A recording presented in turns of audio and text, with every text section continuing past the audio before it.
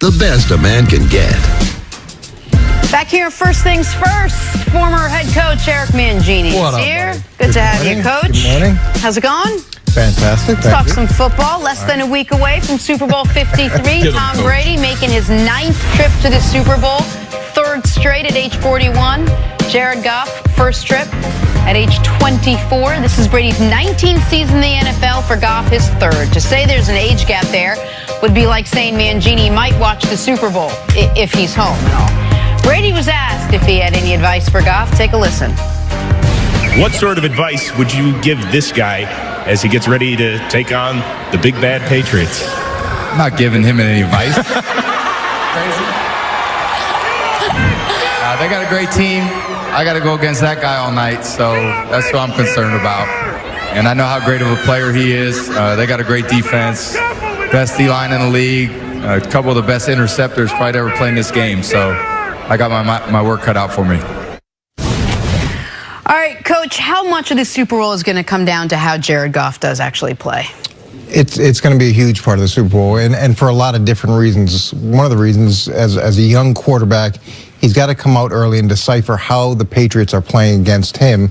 And we saw that problem that Patrick Mahomes had last week or a couple weeks ago where he couldn't figure it out early enough. Yep. He got it figured out later, and he saw how effective he was. But that's the first thing. And then another big part of this offense is coming to the line of scrimmage, and there's check with me plays. So it's either we're going to stay in the play that we have called, or we're going to check to the second play based off the look. So deciphering what's happening and confirming either to stay in a good play or to get out of that play and move into something else because it's a better look is another huge thing. And then will he make a mistake? The amount of pressure that this game has, how well does he deal with that? Obviously, Tom has a huge advantage in that arena, but how well does he deal with that is the third thing. And I'd say the last thing is there were some really big plays that he made at the end of the New Orleans game. I thought he made some fantastic. Right. The one where he made where he's rolling out to his right and hit the tight end down the field, and then 2 different plays with pressure right in his face that he completed. Difference in the game. So all those things are factors moving to this one. I think it should be instructive for people to understand that the Patriots this decade, they've only lost 6 playoff games.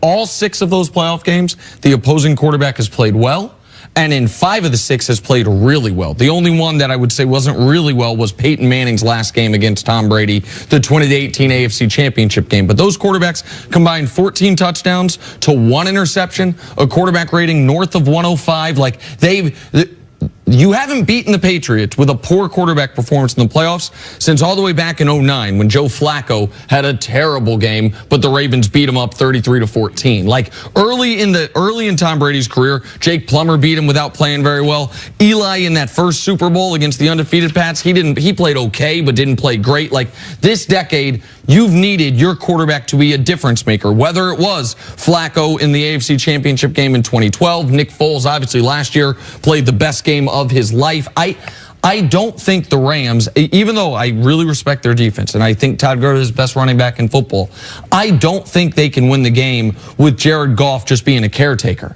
I think Jared Goff is going to have to go out there and make some plays, and I, like you, Coach, was so impressed with the drive at the end of regulation. We have forgotten it because it's just, oh, the Saints got screwed, the Saints got screwed. Jared Goff in the Superdome, down 3, inside of 2 minutes, trip to the Super Bowl on the line, drove his team down to the 31-yard line to set up that 48-yard field goal to put the game into overtime. I thought that was big-time stuff from a play. That was the biggest spot of his career, and he came through. Why is it even in the conversation that Jared Goff and caretaker are in the same sentence, or game manager? Why does he sometimes get that reputation? Well, for one, it's how he started his career, and it's how when the Rams aren't playing well, you look at the script afterwards, and typically Jared Goff, those aren't his best games. I think that there's a certain people that watch the game either like Jared Goff or you don't like him, but they have all these preconceived what he's going to be like as an NFL quarterback. I think he's going to be an elite player for a long time because they built that team the right way. They got explosive players on the defense. They got a great young head coach that's going to be tied to that guy, and ever since he's got there, all they have done is win games. So I think that people, they don't allow players to develop anymore, and they definitely don't allow quarterbacks to develop. So we want a guy to be seasoned. We want a guy to make veteran decisions. And we see veterans all the time make mistakes, but younger players were just more critical, and we're so quick to who's going to be a superstar and who's a franchise quarterback and who's not a franchise quarterback. There's a thing called process. There's a thing called player development, and Jared Goff is right in the middle of being one of the elite passers that we have in the game. He's got a great arm. He makes great decisions. He can read coverages. He had one of those run-pass options in the New Orleans game after reading McVay's clips after the game. He said that audible to Brandon Cooks down the sideline was one of the better throws and decisions Jared Goff's made in a very young career. But Bill Belichick, I think, is 17-0 against quarterbacks under the age of 25. So Jared Goff at 24, he is getting ready to be tested. But for me, I think he's going to be an elite quarterback in this league, and he has a great system to be able to help him develop under. Your point, Belichick teams have won 18 games in a row against quarterbacks under the age of 25, and Jared Goff's obviously in that category. Yeah, and Chris, you're right on about people who want to classify quarterbacks as Hall of Famers instantly, like the second they make a good play. But with Jared Goff, I thought the other interesting thing from last game was New Orleans was going to heat him up. So their principle early was, if we can hit him early and get him off his game, then we've got a real chance to disrupt him throughout the course of the game. And he made a mistake early, but he came back, and the poise that he showed under pressure in terms of blitzes, not the pressure of the moment, I thought was very impressive. Now, it's not going to be like that necessarily in New England. It's going to be assessing how they move the pieces apart and what subtleties they're attacking in your game. Coach Mangini will tell you, when you get to the Super Bowl II, you know the characteristics of the team.